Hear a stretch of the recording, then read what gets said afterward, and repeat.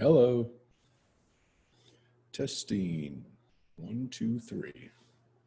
We are live.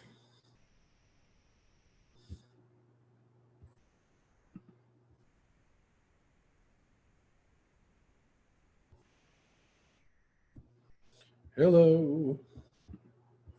Hello, Jenny.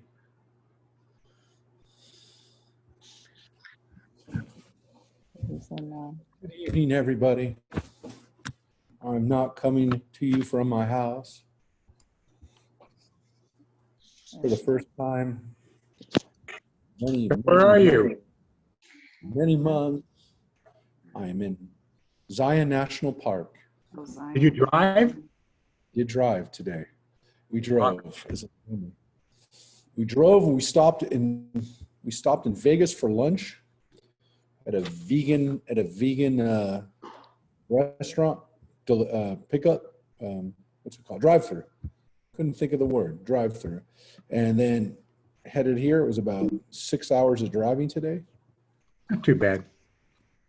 Yeah, except we just found out that in order to go into the park today, we're going to have to. What we just found out tomorrow when we go into the park, we're going to have to go in very early. So, like 4 o'clock in the morning, we got to get a line. Yeah, because they only allow the park open until their parking lot is full, and their parking lot's been full at 6 o'clock. So you got to get in line at 4:30, and then hopefully you get in. The first 400 people get in. They're not running shuttles right now, so they normally have shuttles through the park, like in Yosemite, where they have the bus. They don't have one of those. They had one, but they're not running it because of COVID. So there you go. So, Good night. we will be having class, and then I'll be going to sleep. But I will tell you as I look out I will show you. You can't kind of see it, but the view out of the back is pretty nice here at the hotel. We're at the Desert Pearl Inn, and there's a little river down there. There's a little part of the river, so I actually stayed there, Rabbi. Desert Pearl? I think so, because I remember the grassy area back there. Yeah, it's right on the river. There's a little grassy area, and it's pretty empty. I think they've intentionally kept down the amount of people, but it's got a really nice view out of the back. I don't know if you can kind of see it up there, but you can catch the mountain, the ridge in the background. So yeah, it's nice. Just being here is nice. But again, we're gonna have to wake up very early to get in. We're staying here 2 nights, so we'll be heading to Bryce, and then to Arches, and then to Grand Canyon. So this is National Park year, and I think a lot of other people have that idea too. So hopefully everybody is on their way coming in. I also forgot that it's 8 o'clock here, so we're gonna finish in about an hour and a half, because otherwise I can't eat dinner because at 9:30 everything closes. So I didn't think about that before, but yes, there's an hour difference to you in Utah. Not in Arizona right now. Arizona's on. They don't have daylight savings time, so they're on our same time. But Utah is an hour later. So we're gonna have a chance to look at the first chapter of this, and then look, which is really the main part of this Torah portion. We're gonna look at chapter 12, and then we're gonna look at the very end of the Torah portion too, because that's got a pretty important section in it as well. But yeah, there's a really important part of the Torah that we wanted to get to today, and then there's as I said, the end bit is really quite famous, part of our prayers. So I definitely wanted to have class tonight, and I wanted to have class because it's a really important portion, but I also wanted to prove that I could do this. And so this is a little bit of a proof that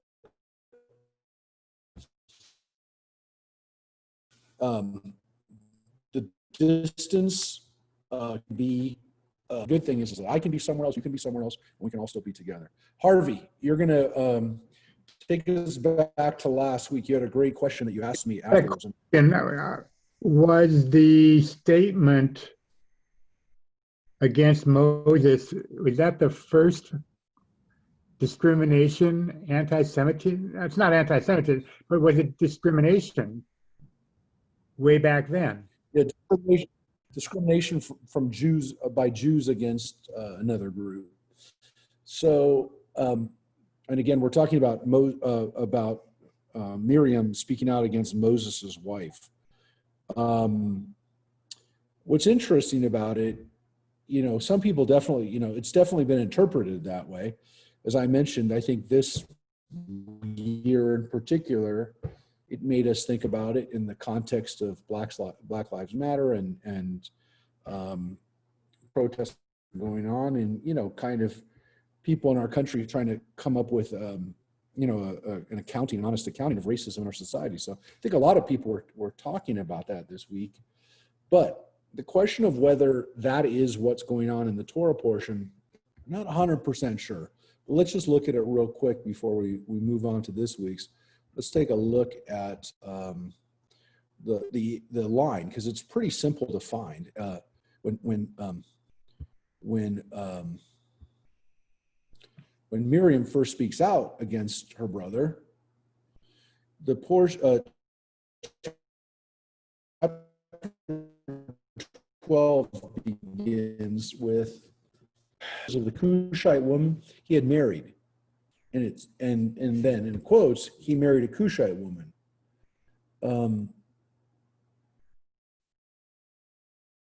And then it says, they said, has the Lord spoken only through Moses? Has he not spoken through us as well? And the Lord heard it. So here's the question, by the way. Did they actually articulate that he married a Cushite woman? The way that this translation has it is that in quotes means that kind of they said it out loud. But it's not clear what actually they said was, has the Lord only spoken through Moses? Was that what they actually said? Was the motivation that he married a Cushite woman and the actual thing that he said was that? Or was it as the translators here have it, that he married a Cushite woman, they said, has the Lord spoken only through Moses? That it's kind of a continuation of their speaking out loud. There's two very different concepts here. One is the Cushite woman, and the other is Moses being the only one who gets to talk to God, being recognized for that. So in this translation, they definitely go with that. But no matter what, it was, no matter what, there's nothing here about the Cushite woman. So as we said, Cushite is the biblical description of below Africa, below Egypt. So almost becomes synonymous with all of Africa. Recognizing that Egypt was not like the rest of Africa in the sense that there were some different cultural things that went on in North Africa, and Southern Africa was different. So is this Libya? Is this Sudan? Is this as far south as Ethiopia? How far south is this? Is it, it's sub-Saharan Africa? And the assumption is that she is black, that she's also, because as I mentioned, in modern Israel, the word Cushite is actually synonymous. It's the Hebrew word for black. It actually is, when you're talking about a black person, Shachor is the word for black in Hebrew, but Cushi is the word for black person. Like in our country, we say black, and some people don't say black anymore anyways, but are we talking about the color, skin color, or are we talking about the color black? In Hebrew, there's two different words. By the way, in Yiddish, it was the same issue. The word Schwarz literally means black, right? And so Schwarze became a derogatory word for a black person, but it's no different than saying black. So I kind of guess how you interpret it or what the connotations are to you. I will say this though, Harvey, to your question, the fact that she was Cushite doesn't seem to be necessarily the issue that there shouldn't be a Cushite or there shouldn't be a black Jew or a black person amongst them.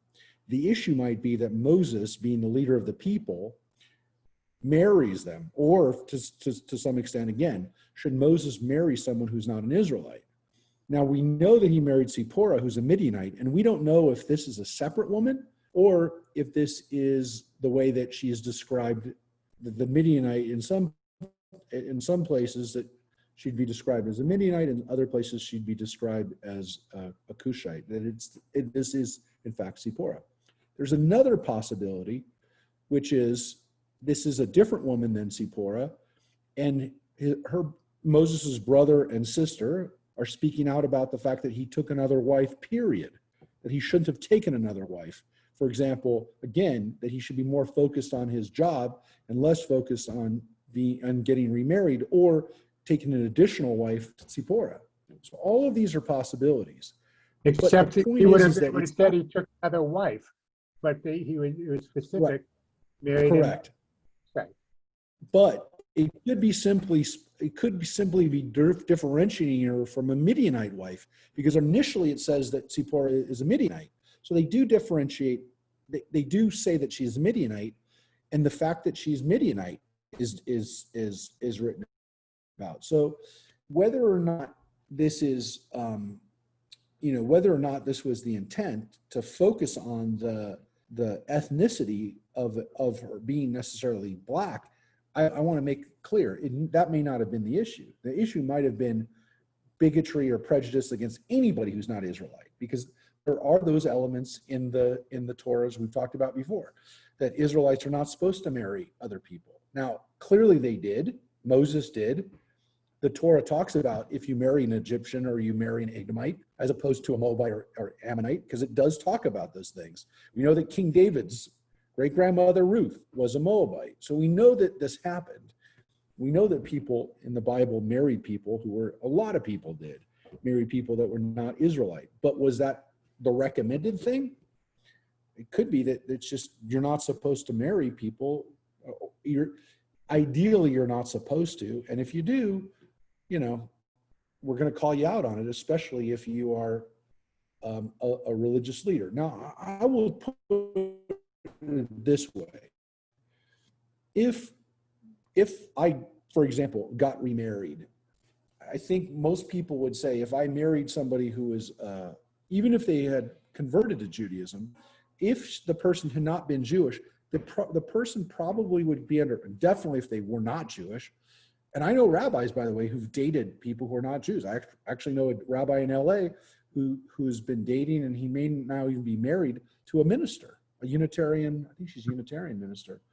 Methodist, I think, it doesn't matter. The point is if I did it, it would get a lot more attention than if other people did it. I mean, the reality is that as a rabbi, people would say, oh, this person is marrying somebody who's not Jewish.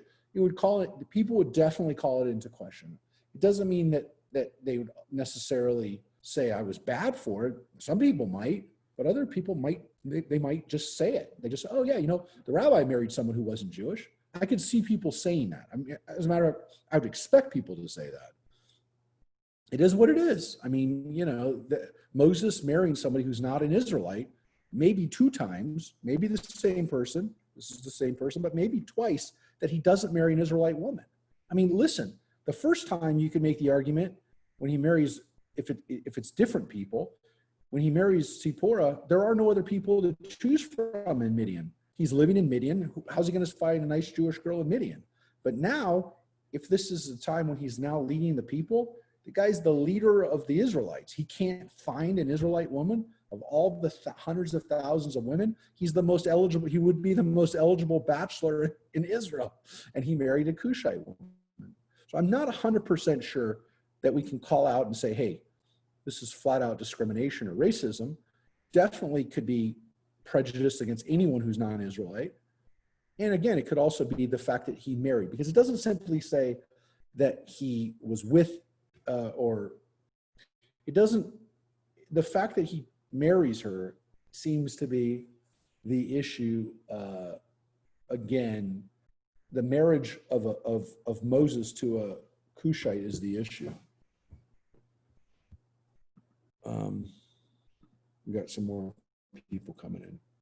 So to answer your question too, and Harvey, I kind of intimated that this is racism. I kind of intimated that it's racism because Miriam's punishment is having her skin turned completely pale white, which I said would be an ironic and humorous twist for God to literally make Miriam be, if she was racist, that she's now going to become completely white as a punishment. So that would be at least, again, kind of a measure for measure type of punishment, which we do know that we definitely have in Judaism, measure for measure punishments.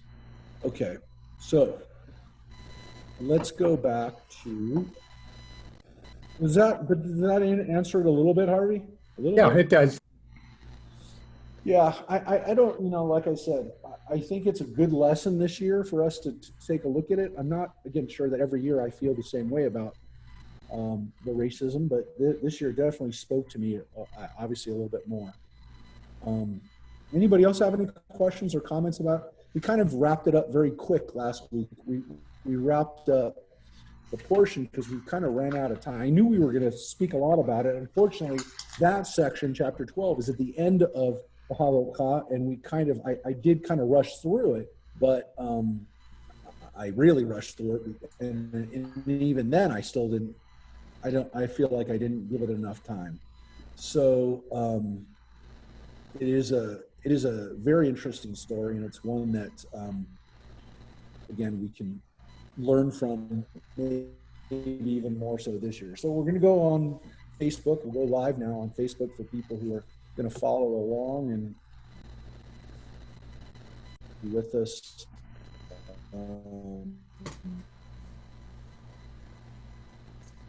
I forget to. I'm coming to you live right now from Utah, from Zion National Park. So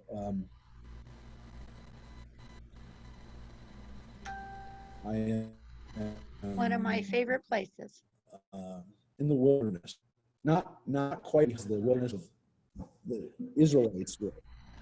What, Sandy? Somebody was saying something. I said it's one of my favorite places. Mesa Wow, Verde well- is my favorite national park in all the United States, but I like where you are too. Mesa Verde has so much history, and I just love it. But you're in a good place. Well, I have to say, this is my first time here. So I have to say that I have never been to, I had never been to Zion before. I mean, I've been to Utah before, but I've never been here. We just got here we just literally drove up about an hour ago, and we're going to go into the Narrows tomorrow. We're going to go hiking through the water tomorrow. So I'm going to share up the Torah portion. And as I said, the beginning, we're going to read the first part. We're going to have to end a little bit earlier tonight, just because I forgot there's an hour time difference. And if I don't go out soon, there'll be no restaurant. There'll be no more food for me. There's limited options to begin with as a vegetarian, and it's during COVID time. But so anyways, let's take a look. Let's go to the part of the Torah portion again, that the first part, kind of where we left off last week. We were talking about we just kind of revisited it too, the story of Moses intervening on behalf of his sister and Aaron. And so let me get you to Shelach Lecha. And this is a great portion, as I said. This is actually one of my favorite portions. So talk about favorite place. This is one of my favorite portions. Not because it's a good portion necessarily, or a happy portion. Actually, it's one of the saddest portions, but I think it's one of the most interesting portions, and definitely a pivotal moment in the history of our people. So let's take a look. So it says, and again, the words from the portion come from the kind of the first words of the second verse, because it begins, "Vayidaber Adonai el Moshe lemor." The Lord spoke to Moses, saying, "Send men please jump in, this week. I really want people to be able to jump in and share. Send men to scout the land of Canaan, which I'm giving to the Israelite people. Send one man from each of their ancestral tribes, each one a chieftain among them. So take one chief of each tribe as the scout.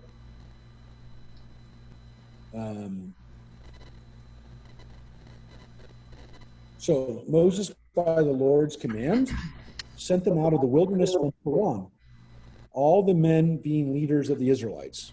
And these are their names. And we go through the list. We get the list of all the tribes, of all the tribal scouts. So it says from the tribe of Reuben, Shammua, son of Zakur, Shimon, Shaphat, son of Hori. From the tribe of Judah, Caleb, son of Yefuneh. Now he's going to be one of the important guys that we're going to come back to. Caleb, which literally, by the way, means dog. Kelef means dog, or maybe a wolf, but it is a dog. From the tribe of Issachar, Igal. From the tribe of Ephraim, Hosea, son of Nun. Well, he's pretty important. That's the guy we'll later know as Joshua. So he's also a guy to pay attention to. From the tribe of Benjamin, Palti, son of Raphu. From the tribe of Zebulun, Gadiel. From the tribe of Joseph. And then here it's split up. Because again, we have the tribe of Ephraim, which is also part of Joseph. But we also have from the tribe of Manasseh, Gadi. Remember, the Levites are not going to be sending somebody. From the tribe of Dan, these are all the ones who are going to have a tribal allotment. From the tribe of Dan, Amiel. From the tribe of Asher, Satur. From the tribe of Naphtali, Nachbi.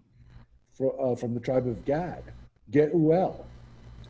And it says, those were the names of the men whom Moses sent to scout the land. But Moses changed the name of Hosea, son of Nun, to Yehoshua. He adds a yud to his name. So his name was originally Hoshea, and it becomes Yehoshua, which means literally from Hosea or Hoshea, God saving or salvation, to Yehoshua, which means God will save. God's salvation. And it says, when Moses sent them to scout out the land of Canaan, he said to them, go up there into the Negev and onto the hill country and see what kind of country it is. Are the people who dwell in it strong or weak, few or many? Is the country in which they dwell good or bad? Are the towns they live in open or fortified? Is the soil rich or poor? Is it wooded or not? And take pains to bring back some of the fruit of the land. Now it happened to be the season of the first ripe grapes. And that's the word, Bikurei Anavim, which are the first grapes. And it says, everybody with us, can follow along? They went up and scouted the land from the wilderness of Zin to Rehov at Lebo Hamat. So this is starting from the south. They went into the Negev and came to Hebron, where lived Ahiman, Sheshai, Talmai, and the Anakites. Hebron was founded 7 years before Zoan of Egypt, which is basically saying it's a very old city, Hebron. It's a old city. All right. Hold it 1 second. I'm not sure. I'm still not on Facebook. Sorry, 1 second. Give me 1 second. I thought we were live and we're not. I'm now getting telling me we're not on Facebook. So hold on. Sorry. I thought we'd finish this, but we may not. I'm going to try one more time. If it doesn't work, I will abandon this Facebook stream for today. I apologize. I think we're good. 1 second.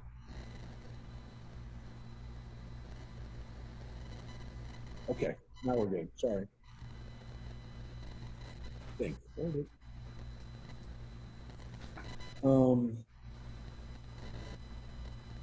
go back in 1 sec. We're going to do something very good right now. On Facebook. We're looking at ourselves through Facebook. I wonder if that creates a black hole where we our existence gets sucked into a mirror or something. All right, we're good. Sorry. So they reached the Wadi Eshkol, and there they cut down a branch with a single cluster of grapes. It had been borne on a frame by the carrying a frame by two of them, and some pomegranates and figs. And that place was called the Wadi Eshkol because of the cluster that the Israelites cut down there. Because the word Eshkol, it literally means cluster. And so it gives us a reason for why that area is named that. And it says at the end of 40 days, they spent 40 days, and after 40 days, they scouted the land. And again, just so everybody can see it, we want to show you the cluster because that logo the cluster of grapes, that image is, as you'll see, in various forms. It's been the government of Israel's tourist office logo for many, many years. Does everybody see it? No. You see it? That's the new logo.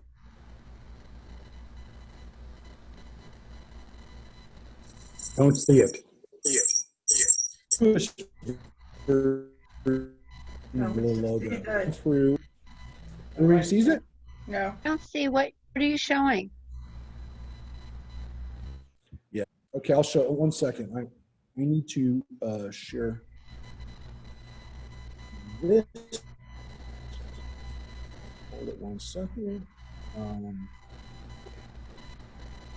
I can hear the rabbi. Here we go. Everybody see it now? No. So, shit, yeah. You don't see the guy. You don't see the guys holding grapes. Now, Israel. Oh, there are the two people and the grapes. This is the government. Yep. So this is the government, the new version of this logo. But this Oh. has been the government of Israel. Once they became a country, Israel started with a logo that was a version of the guys carrying the grapes. Here's another version of it. This was the version that they used for about 20 years. Everybody sees that one? It's the older version of that logo. There's been versions of that for a long time. It's gone through various manifestations, but it's always the guys carrying the grapes. You see them? Everybody got it? Yep. So that image of the grape clusters is an important image for in Israel's history, and now Israel's tourism, which unfortunately is non-existent right now, but we're hoping that it will be again soon. Okay, let's go back to the other text, the other screen. Everybody has this screen back up. So it says, they went, when they came back from scouting, Moses and Aaron and the whole Israelite community at Kadesh, in the wilderness of Paran.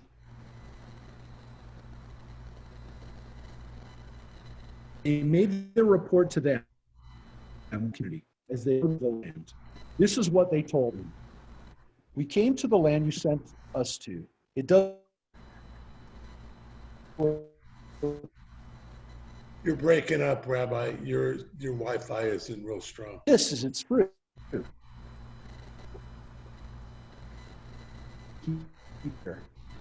People who inhabit the country. Yeah, I'm trying to get into a little bit better place here. Hold it 1 sec.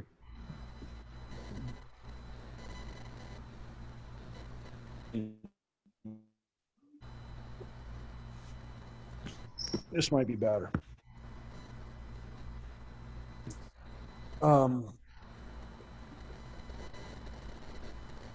The people who inhabit the country That's no better. cities are fortified and very large. Moreover, we saw the Anakites there. Try one other place. Can you hardwire?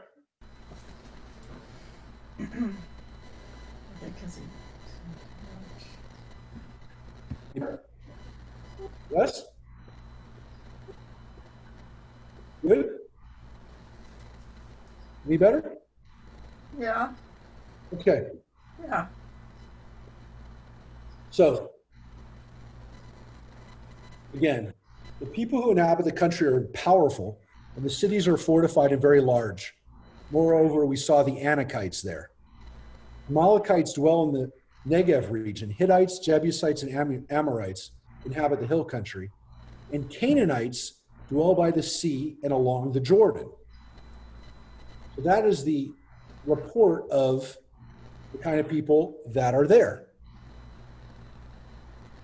Now, it gets worse.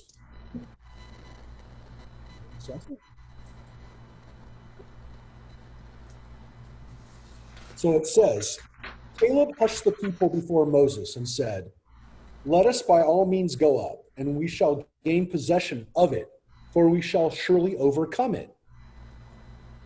So Caleb, seeing what's happening, remember, Caleb is from the tribe of Judah, one of the most powerful tribes, the largest, one of the largest, really the largest tribe. And he says right away, he hears what's happening. He can hear that this report is going to make people crazy. So he says, let us by all means go up and get it.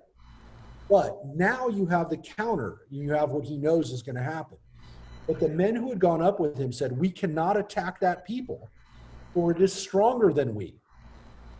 Thus they spread calumnies, they lied, or started rumors among the Israelites about the land they had scouted, saying, the country that we traversed and scouted is one that devours its settlers. All the people there are men of great size. We saw the Nephilim there. The Anakites are part of the Nephilim. We look like grasshoppers to ourselves, and so we must have looked to them. So who are the Nephilim? The Anakites? Who are they? They're giants. They're a race of people they're giant. According to the Bible, they are people who are the descendants of the angels or the divine beings and human beings in Genesis, who are a race of people that are not like other people. They're giants. And whether these people are really like that or not, it doesn't really matter, because that's the rumor that they hear. And here's the key part. We looked like grasshoppers to ourselves, and so we must have looked to them. Keep that in mind, because that's the key line there. We look like grasshoppers to ourselves, and so we must have looked to them. So my words of Torah this week are based on that line. The fact that this line is what causes them to go nuts. Because it's not just that, again, they said, we look like grasshoppers to ourselves, and so we must have looked to them. So the Israelites projected their own inadequacies, their own insecurities, and thought other people saw them too.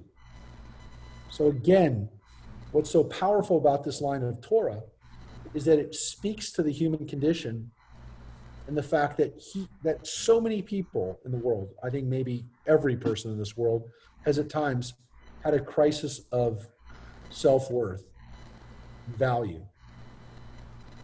And so what happens is we don't feel good about ourselves, and so we think that other people must see us the same way. That all of the flaws that we know we have become amplified. We only focus on those, and then we assume that everybody else sees us the same way, that everybody else is looking at us with the same type of criticism that we're looking at ourselves.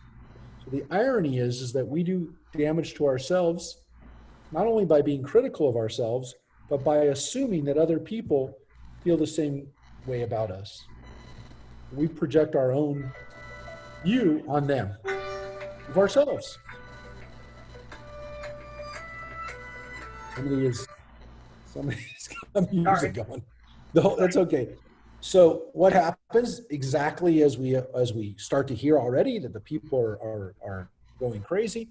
Here it says at the beginning of chapter 14, The whole community broke into loud cries, and the people wept that night. All the Israelites railed against Moses and Aaron and said, "If only we had died in the land of Egypt." You've heard that before. The whole community shouted at them, "If only we might die in the wilderness." So now it's not only if we died in Egypt, but we had died before. But now you're going to take us into death, into the jaws of death, and we're going to get murdered, killed by these people when we go into the land. Now, you and I, when we read this story, most of us, by the first time we read this story, we may know a little bit about the story. Somebody told us a version of the story. We know the Israelites wandered in the desert for 40 years. We may actually forget the reason why we actually wandered in the desert for 40 years. Some of us think it's because of the golden calf or because of the other complaints or the fact that we already upset God numerous times since we left Egypt. No, it's this scene here with the scouts.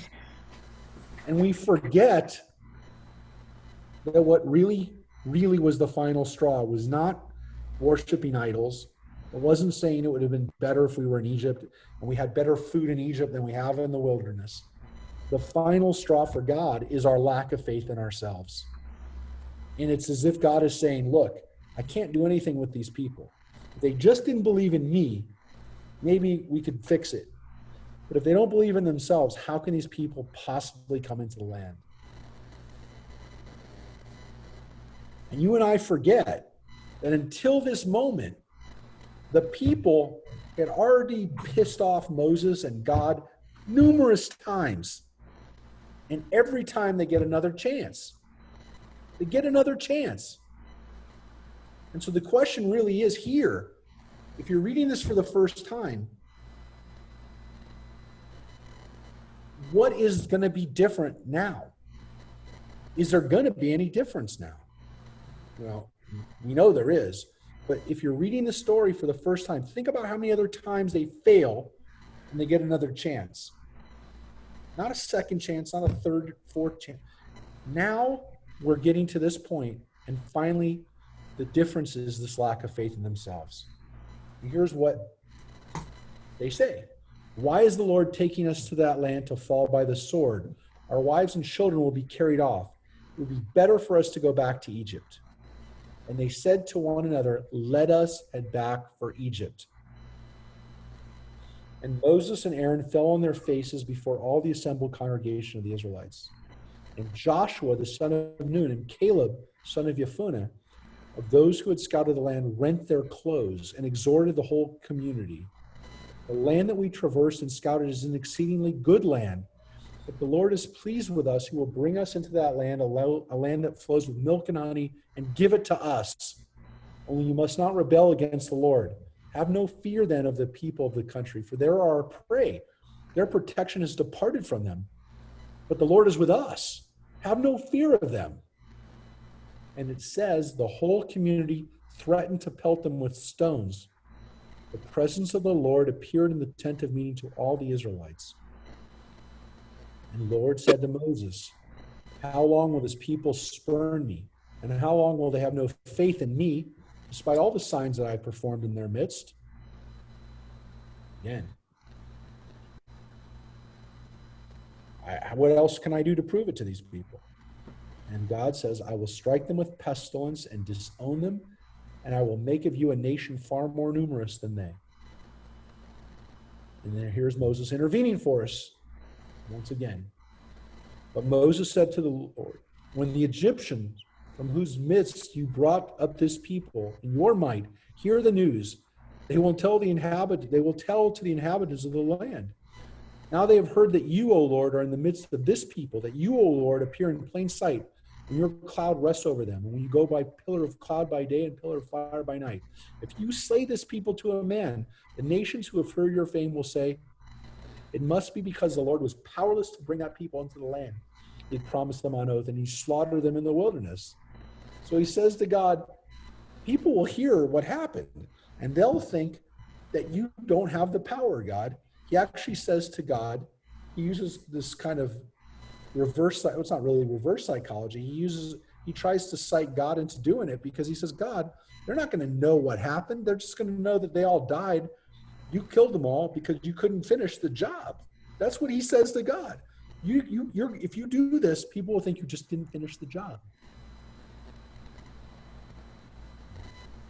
So, once again, Moses is arguing with God and trying to find ways to get God to not slaughter the people. And therefore, he says, therefore I pray, let my Lord's forbearance be great as you've declared, saying, the Lord, slow to anger, abounding in kindness, forgiving iniquity and transgression, yet not remitting all punishment, but visiting the iniquity of fathers upon the third and fourth generations. And again, the words, Adonai, Erach, Apayim, V'rav Chesed, Nosei Avon, Vafesha, V'nake. That is our prayer at Yom Kippur and Rosh Hashanah. When we open up the ark and say, Adonai, Adonai, El Rachum V'chanun, God is slow to anger, abounding in kindness, forgiving iniquity. This is the prayer that Moses says to God, and it's the same words that we say every year at Yom Kippur and Rosh Hashanah. Every time we're asking God for forgiveness of the high holidays, we reenact that moment. And now in Moses' words, we say this. And here's what we say, here's what Moses says. Pardon, I pray, the iniquity of the people, according to your great kindness, as you have forgiven this people ever since Egypt. And God says, I pardon as you have asked. I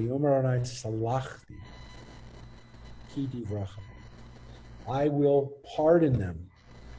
I pardon. But there is a consequence this time. And it's not pestilence.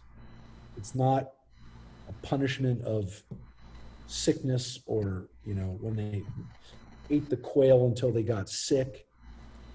This is a real consequence now. And God says, nevertheless, as I live, as the Lord's presence fills the whole world, none of these men who have seen my presence and the signs that I have performed in Egypt and in the wilderness, and who have tried me these many times and have disobeyed me, none of them shall see the land that I promised on oath to their fathers. None of those who spurn me shall see it. So God says, look, none of these people who gave up, who didn't have faith anymore, none of them shall walk in the land of Israel.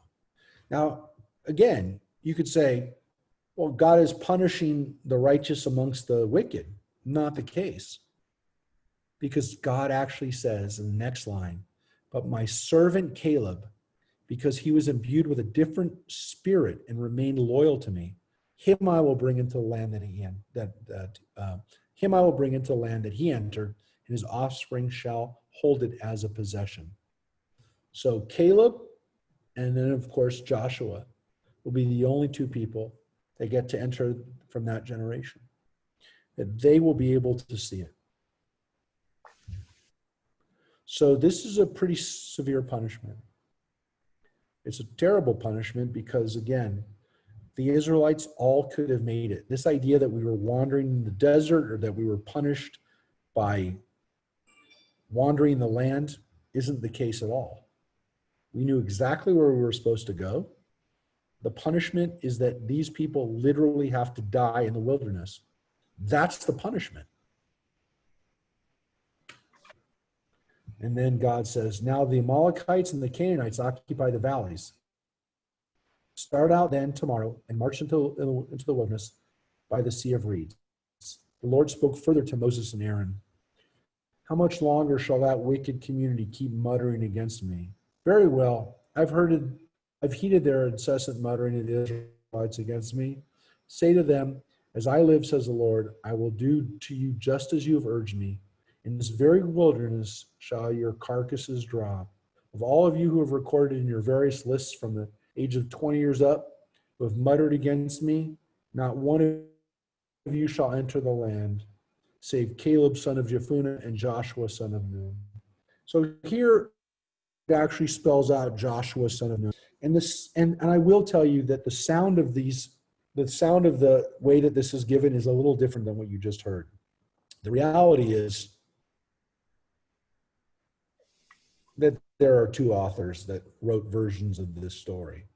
The story was kept alive by both authors, if you will. In one version, it points out Caleb in particular. In the other, it mentions Caleb and Joshua. In one place, it says that everybody who's 20 years and up won't go in. And here it says specifically, those who've tried me these many times and have disobeyed me. Again, it's not exactly the same, and the differences are minuscule. They're not really 100% contradictory. They're more just one's more has a different tone to it and a different level of detail. So I'm not going to belabor the point right here. And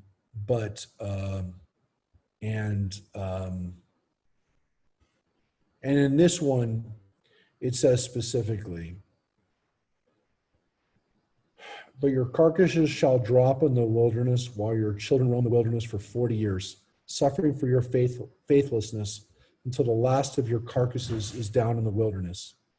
You shall bear your punishment for 40 years, corresponding to the number of days, 40 days that you scouted the land, a year for each day. Thus shall you know what it means to thwart me. So here it also gives us 40 days for 40 years. Less of everybody is going to die, more of, again, 40 years means a day, a year for every day. Again, it's not really that crucial. There's minor differences in the way that it says. But it says, I, the Lord, have spoken. Thus I will do to all that wicked band that is banded together against me. In this very wilderness they shall die to the last man. And as for the man whom Moses sent to scout the land, those who came back and caused the whole community to mutter against them by spreading calumnies about the land, those who spread such calumnies about the land died of a plague by the will of the Lord. Of those men who had gone to scout the land, only Joshua son of Nun and Caleb son of Jephunneh survived. So there it also says there was a special punishment for the people who actually were the bad scouts, that they actually died.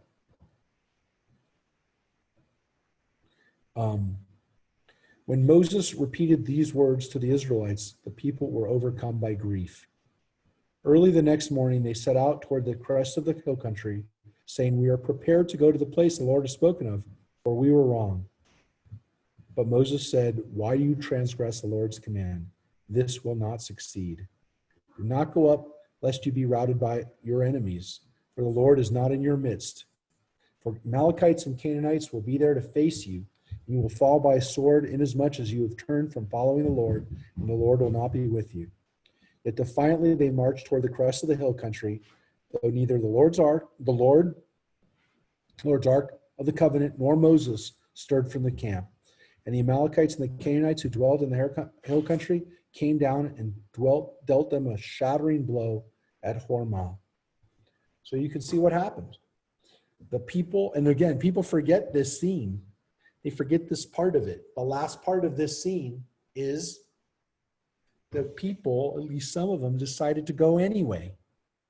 They were like, okay, we were wrong. Well, but let's try. Let's see if we can maybe go in and do it on our own. And it doesn't work out well for them. They end up being destroyed. They end up being killed. Philip. Is this the part where they refuse to wear masks?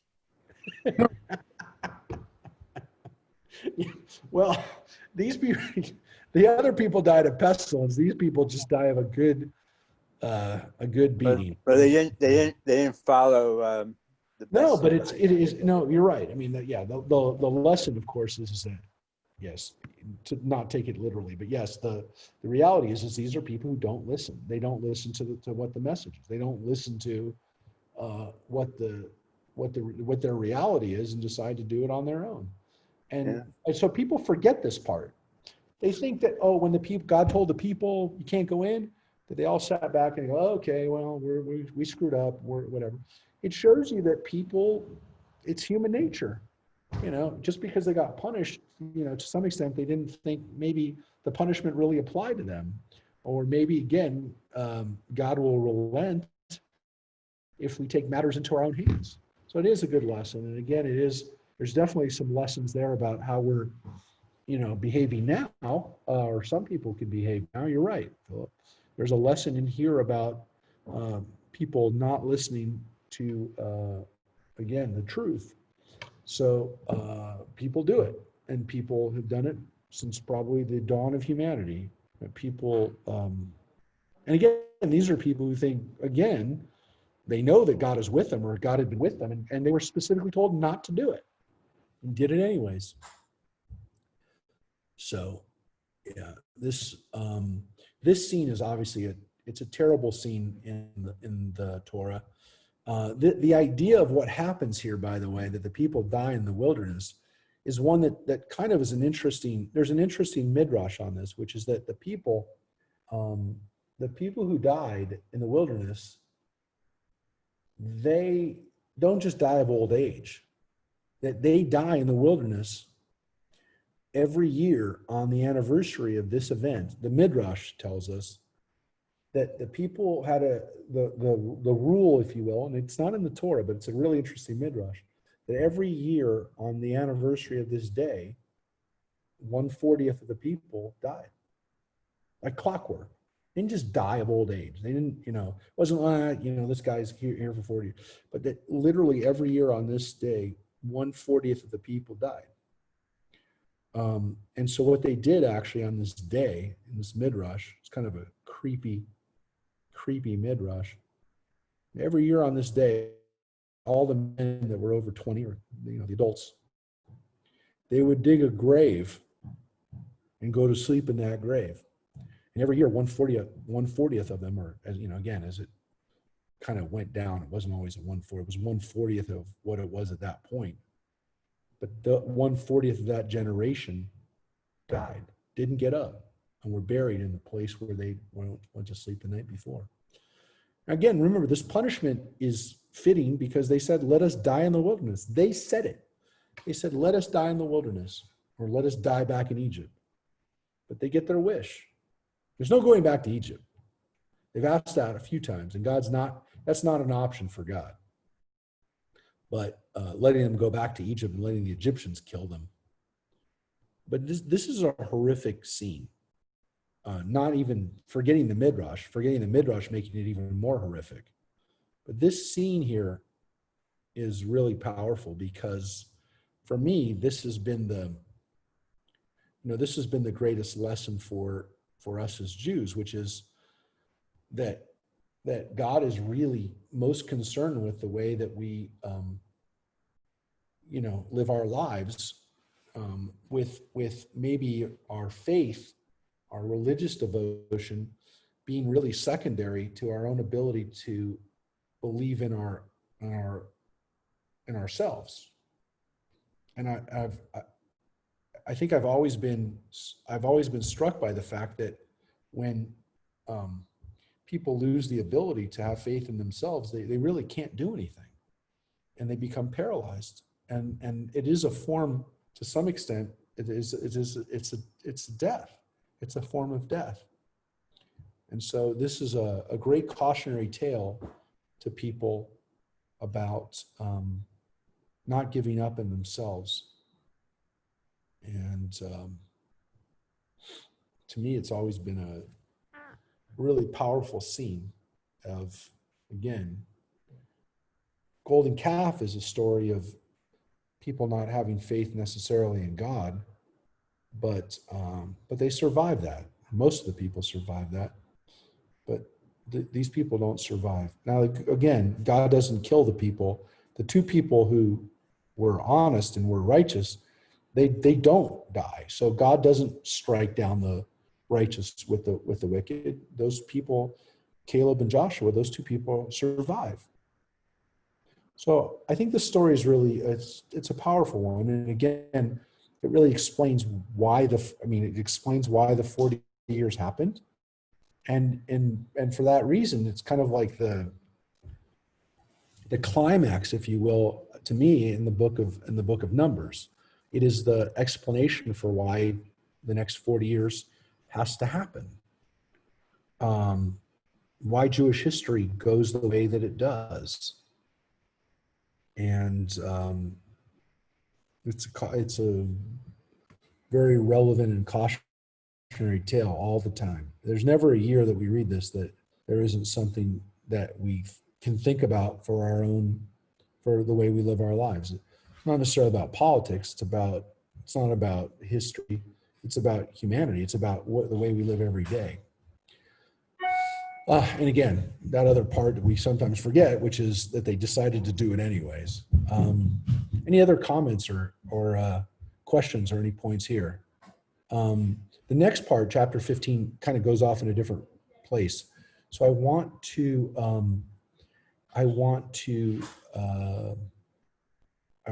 before we leave this scene, I want to make sure that everybody has had a chance to weigh in on it or say something about it if you like.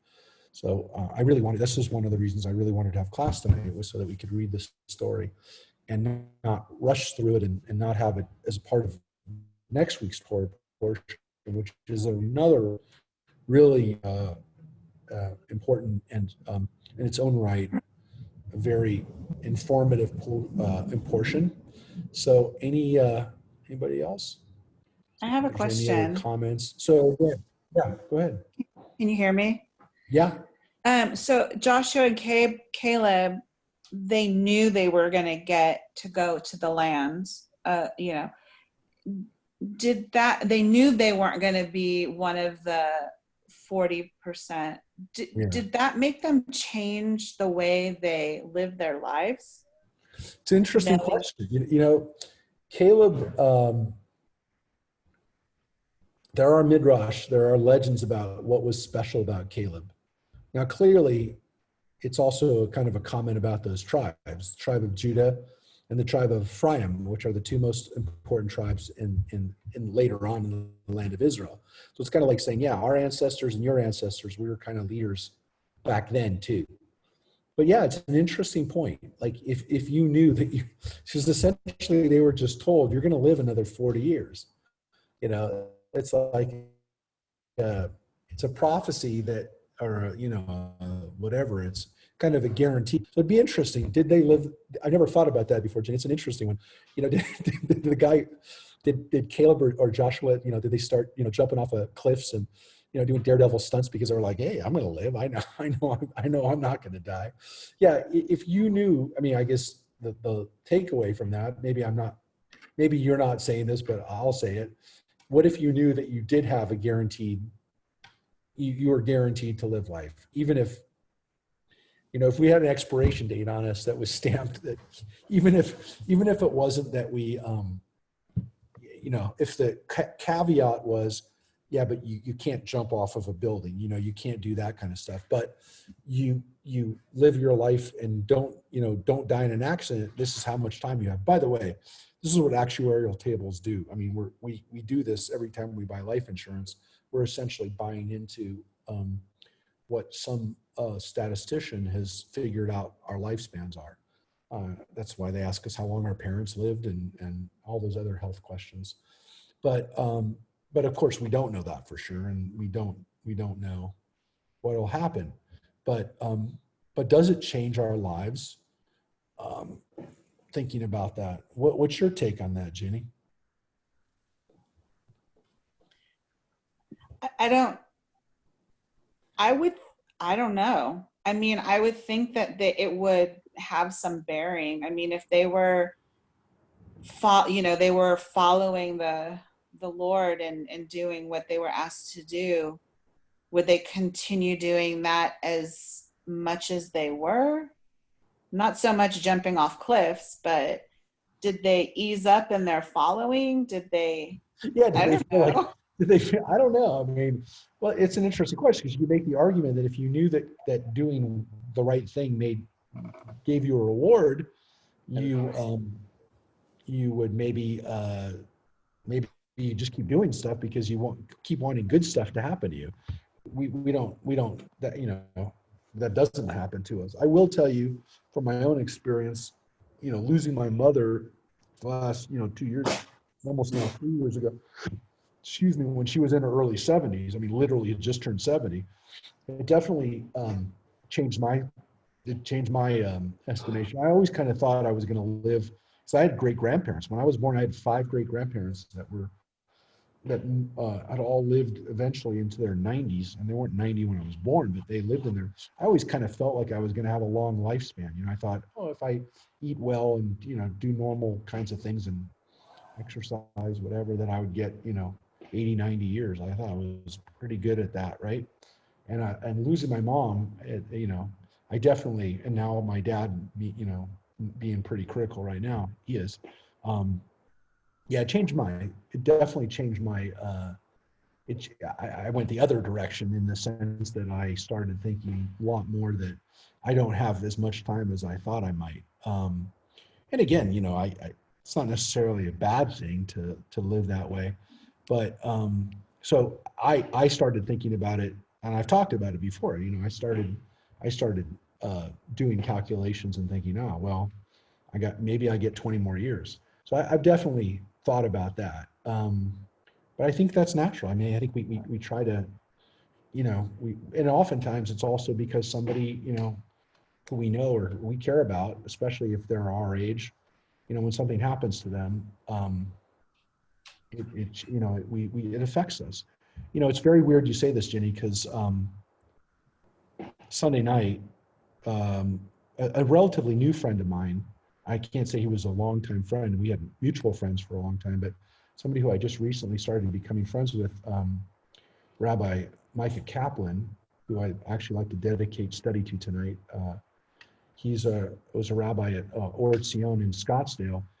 He passed away Sunday night, and he was a couple years younger than me. He had a massive heart attack, and he was a wonderful guy. If you look him up, there's a lot of posts on Facebook about him lately in the last few days.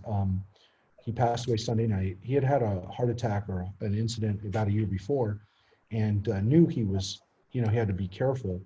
And I had lunch with him about 2 months or 3 months ago, just before Corona. I mean, literally, I think February. And he's a Dodger fan. We were talking about baseball, and this was before everything happened. We were talking, hey, maybe we'll go to the All-Star game this year because it's in LA, or was supposed to be in LA.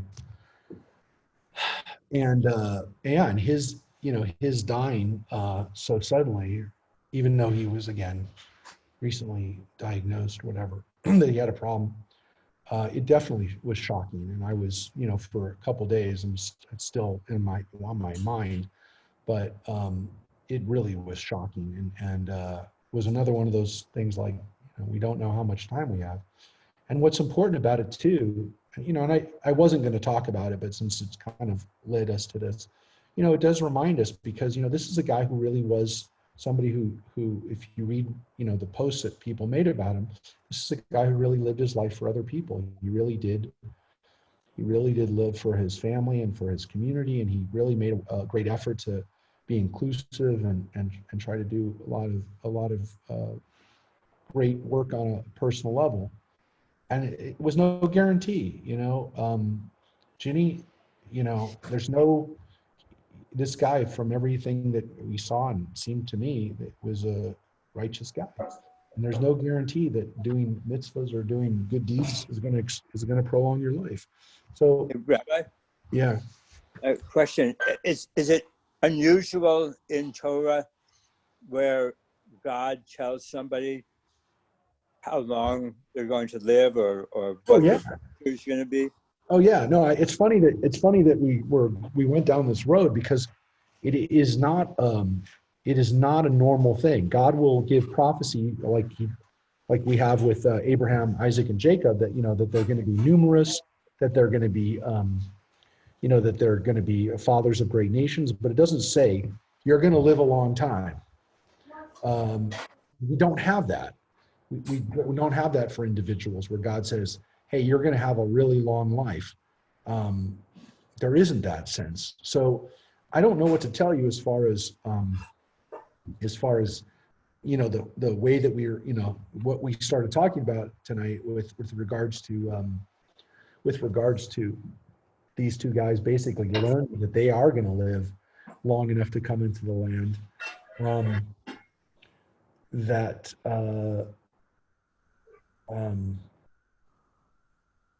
that is unusual. It's not. I mean, It's not a normal thing. I mean, it's like God telling them, "Hey, you won the life lottery," or Yeah. I mean, it's pretty cool. Yeah, it is. It's an interesting thing. I've never thought about what that life would be like. It's interesting we went down this road because I never thought about what life would be like if you knew that you were going to live essentially another 40 years. I mean, if somebody told you, yeah, I'm guaranteeing you'll live another 40 years. It's an interesting issue because when we get to a point where we're able to manufacture, spare organs and spare parts and, create scenarios where are we going to have a situation where people are essentially given a lifespan and say, here's your 120 years.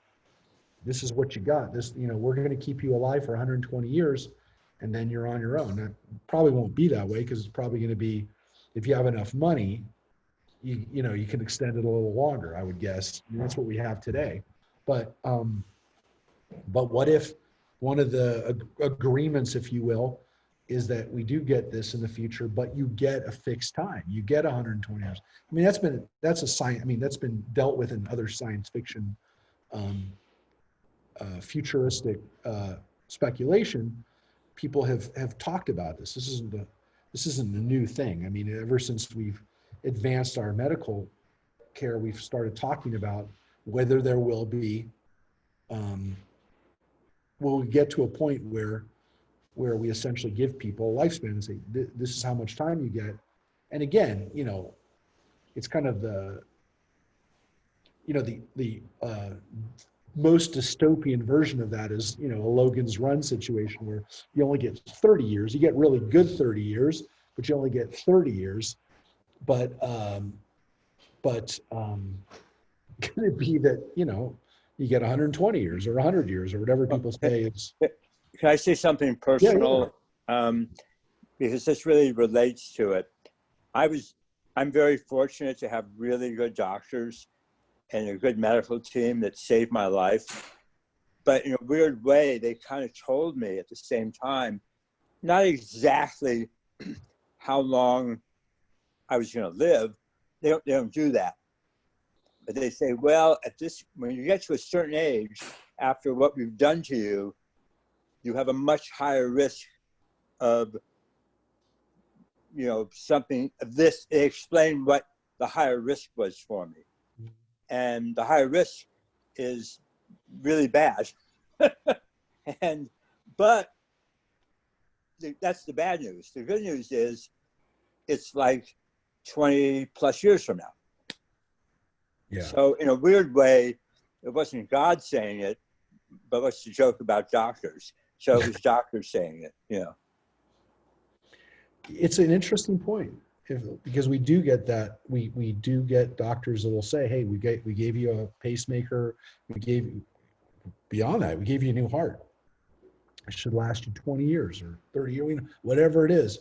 And people go, hey, if I'm in my 60s and you say, hey, I got another 20 years, people will say, oh, you know what, if I can get another 20. So yeah, you're right. People get this. They do experience this in a way that we've never, in human history, we've never had doctors or anybody, that can be able to say, hey, in normal circumstance, this is the wear and tear you should be able to get. And people do that all the time. I mean, it's not just life or death issues. They say, I got a new hip. It's supposed to last 20 years.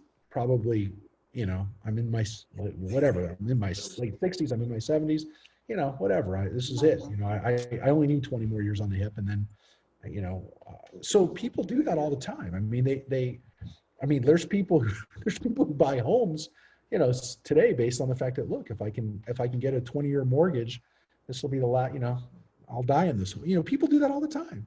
So we're much more likely, I think, to do that today.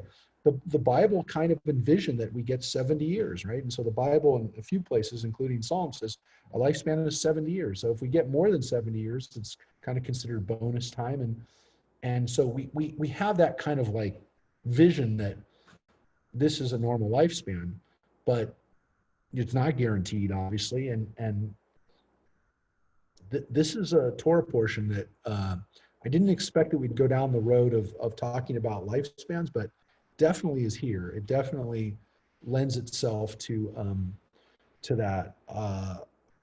And again, I think Judaism's always taught us as a faith, it's what you're doing with your time that matters. I mean, you can live a long life, but if you didn't live a good life, if you didn't live a life that, had meaning, what was the purpose? So there is definitely in Judaism this idea that it's what you're doing with your time that counts. And what did, getting back to Ginny's point, what did Caleb and Joshua do with the rest of their time? Well, we know for a fact that Joshua ends up being the next leader of the people. So when Moses dies, it's Joshua's job to take them home, to take them the rest of the way. So Joshua has a really important job to play. The idea that Caleb is also there kind of as a witness is kind of an interesting idea, a nice idea, that there's this other guy that's there that can testify to the way life was like before. They're a bridge between the generations. But so it's an interesting idea, folks, thinking about how much time we have. And I will tell you, I had no idea we were going to go down that road, but I was definitely thinking about it. It was my frame of mind this week. So I guess thank you for bringing that out, because today was really, the first day, partly because I've been on the road and partly because I'm surrounded by the beauty of nature. This was the first day that I wasn't in a real big funk about Micah's passing. I got this call Sunday night, and it hit me like he was such a nice guy, and I was really looking forward to getting to know him and spending time with him and sharing with him. It was somebody that I, kind of was, there aren't, I have to be honest, there's not a lot of rabbis who are, exactly have had the same experiences that I've had and have the same interests. And it was, as my family will attest, I was not in a good place the last few days. I was really, and again, it's weird because as I said, it was somebody that I just was establishing a friendship with, and definitely felt very. It was one of those losses where, again, you have a colleague or somebody, even if you don't know them well, where you're like, oh, that's could have been. I mean, it's dumb. Yeah, it was not. It was a lot of. I internalized and again. Identified with a pretty strongly. So Some of that has to do with with the fact of sudden death versus a prolonged illness. I mean, we had a friend who was dying and got Alzheimer's, and it took like 2-3 years. And so, it is what it is.